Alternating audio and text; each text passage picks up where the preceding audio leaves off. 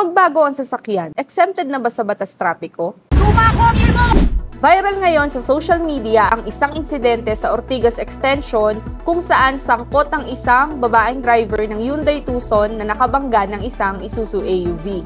Imbis na huminto upang ayusin ang insidente, agad umalis ang naturang driver ayon sa driver ng AUV. Base rin sa video, may diskriminasyon din na nangyayari. Kaya kita tinakbuhan, naisip ko, wala kang tapos wala pa kayo ng bayan. Ang ganitong klase ng pag-uugali ay hindi lamang nakakaapekto sa imahe ng mga motorista, kundi malinaw na paglabag sa batas. Ayon sa Republic Act No. 4136 o Land Transportation and Traffic Code, obligasyon ng sinumang driver na sangkot sa anumang uri na aksidente na huminto, tiyakin ang kaligtasan ng bawat isa at makipagtulungan sa otoridad. Ang hindi paghinto at pagtakbo mula sa lugar ng insidente ay tinuturing na hit and run.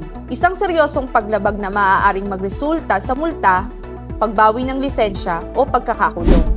Bukod pa rito, may mga kaso rin na maaaring isampa laban sa kanya tulad ng reckless imprudence resulting in damage to property at civil damages kung may nasirang bahagi sa sasakyan ng kabilang panig. Kung totoo man ang pagmamataas dahil lamang sa pagkakaroon ng bagong kotse, ito ay malinaw na uri ng classism o panlalait sa kapwa dahil lamang sa estado sa buhay. Mahalagang paalalahanan ng bawat motorista na ang pagkakaroon ng sasakyan, bago man o luma, ay hindi pribilehiyong dapat ipagmayabang. Kasama ng pribilehiyo ang pananagutan, disiplina at respeto sa kapwa. Lahat tayo ay pantay-pantay sa kalsada. Ito lamang ang paalala ng DAC Garage. Ang respeto ay hindi nasusukat sa bago o luma mong sasakyan, kundi sa asal mo bilang motorista.